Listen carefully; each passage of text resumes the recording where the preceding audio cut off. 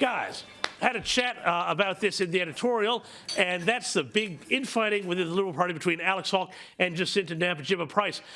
Matt, I know that you're going to be reluctant to talk about this too much and engage in this, but do you think that Jacinta Nampijinpa-Price should offer up an apology on her remarks from last week to draw a line under a debate, which I frankly think has been going on for far too long here? Look, mate, I want to support all members of my team, both Jacinta and Alex, important members of the coalition, so I don't want to get in between either of them. Look, I think Jacinta does great work. Alex is a senior member of the Liberal Party team. Look, I'll leave it up to Jacinta what she wants to say in response to it. Fair enough. As you say, it's been going on, I think, for long enough. I think what we need to get back to here is the core reason for why we're talking about this. The reason we're talking about this is because the Prime Minister hasn't done what he said he would do. Last year, he promised the Australian people that he would halve migration. He hasn't got anywhere close to it. We haven't got the final figures, but at least he's 100,000 odd people over what he promised to bring migration numbers down to. And that's a big reason for why a lot of young people can't afford a home. It's a big reason why we're seeing congestion on our streets. It is a big reason why our hospitals can't seem to see people in any reasonable amount of time. We've had a 6% increase in our population since COVID. Hospital beds have only grown by 3%.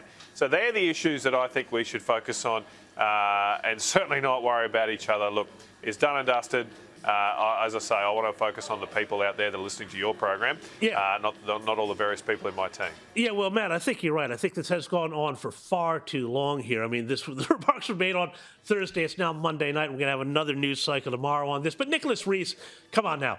You are the mayor of Melbourne here, and this is a city that is undergoing all sorts of population pressures itself. Labor has not shown any bottle when it comes to doing anything about this. Surely as a Lord Mayor, seeing the impacts on the ground of growth in population without adequate infrastructure, this is a big problem. Well, James, I mean, I think Australia is the most successful immigration nation in the world. We're the most successful multicultural nation in the world. I think Australia can be bigger and better, and I think Melbourne, my hometown, can be bigger and better as well. And I think, the LNP, Liberal National Party, in the last couple of days has kicked yet another spectacular home goal. I mean, not content with losing the last election by a record amount, having successfully alienated, female voters, Chinese voters, inner city voters, public servants, they're now gone and alienated the Indian community of Australia. At the City of Melbourne, we've got Rashina Campbell as our Deputy Lord Mayor. She's a Liberal, and you could not find a harder working, smarter, more community-minded person in the ranks of Australia's elected officials. She also happens to be someone of Indian cultural background and, as I said, a Liberal. And, now she's been told by other senior people in the LNP political movement that people like her are part of some sort of Labor Party stack in this country. I mean, can it get any worse for the Liberal and Conservative side of politics? Well, may be any more stupid in what they are doing in this country. Sure. Look, I get the outrage, and I get you're trying to make a big point about this, but at the same time, we keep hearing this sort of idea that we're the most successful multicultural nation in the world, and yet, Nick Rees, I keep seeing every week, I see these ethnically based protests tearing apart our cities. I saw people duking it out on Bondi Beach yesterday. I see, people duking it out in the streets. I see anti-Semitic attacks, and I see people saying, maybe we need a bit of a pause and reflect and recalibrate what we're all about here, because we can't keep saying that, Nicholas Rees, when all of this stuff is going on in our streets. Look, I mean, I think we all saw the scenes on Bondi Beach, and they were disturbing. I'm not sure if it was Israel versus Gaza or Lakemba versus Bondi. I think there was multiple friction points at work there. But I don't think we should lose sight of the fact that immigration has helped build this nation. I mean, I came to Australia from another country, James. So did I. So did I. So did I. We've worked hard and we've built a great country together. And yes, I do agree with you on this point, James. We need to have a well-managed, controlled immigration system. I think that is absolutely critical. And I say that.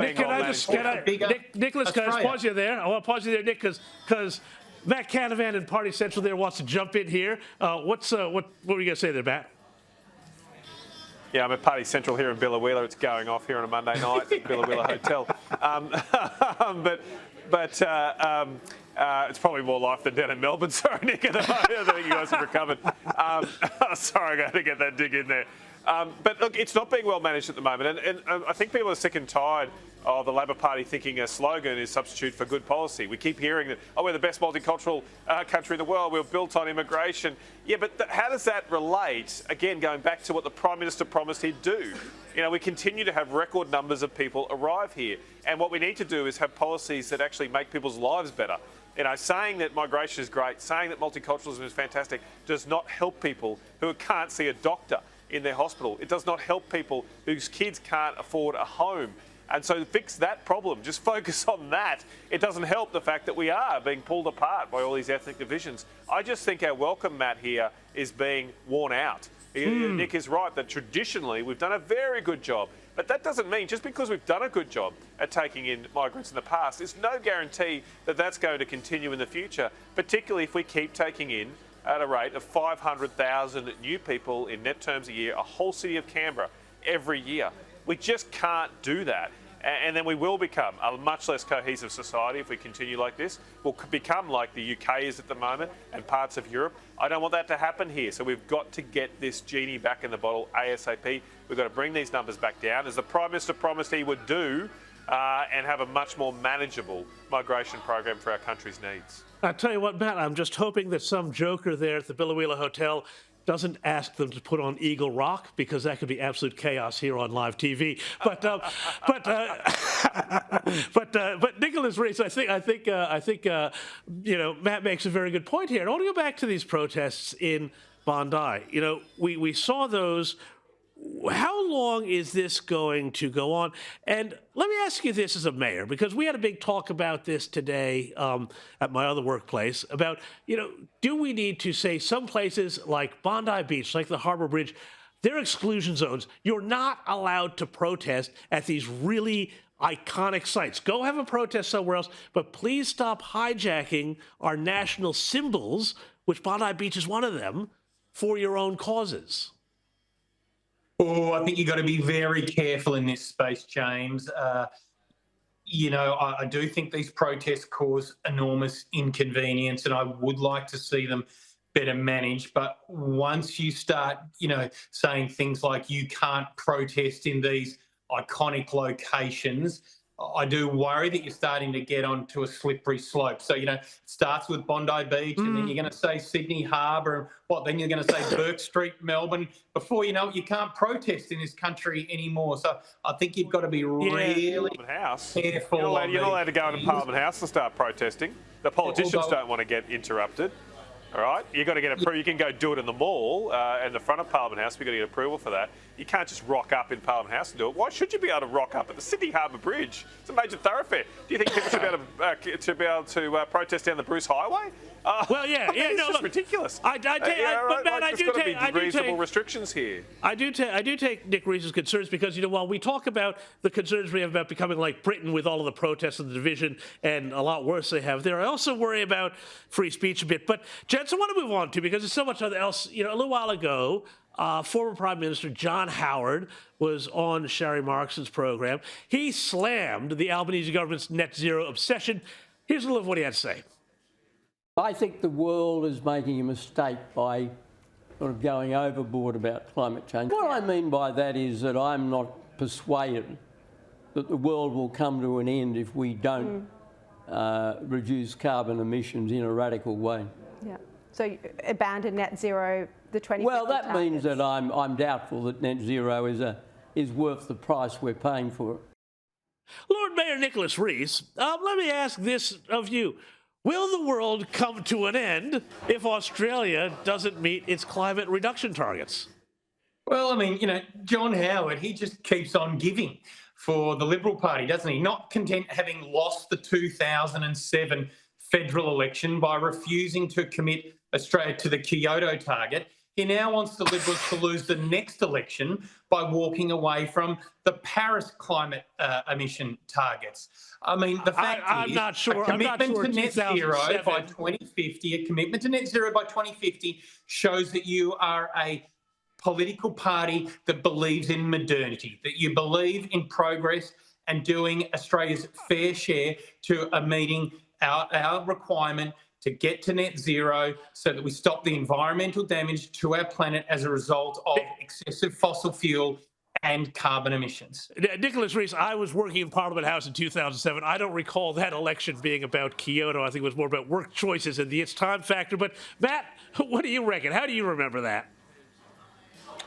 Well, I don't think there's many politicians around that have a better sense of the thoughts of the Australian people than John Howard. I still think he absolutely does it. The way he sums it up there, is it worth it? That's ultimately the question that has to be asked here when the rest of the world is not pursuing net zero. So it's not going to lead to the environmental benefits that Nick is trying to hoodwink into people into thinking that will happen. That won't happen if we act on our own. But of course, we'll be left with the enormous costs of reaching net zero. We know those costs now are very high because the promises that were made to us when we signed up to net zero have not been delivered. A bit like the migration story I said before, the Prime Minister promised to cut our power bills. He promised that we'd have thousands of new jobs in new industries like hydrogen, and I'm here right here in the centre of that in central Queensland, where we'll promise a hydrogen hub.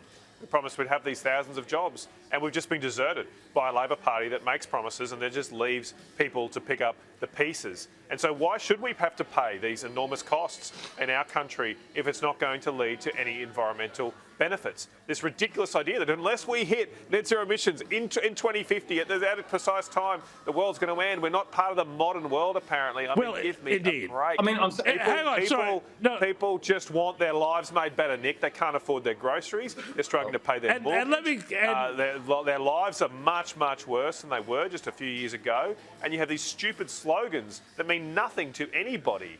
Just do things that help people improve their lives. And the government is not doing that for us right now.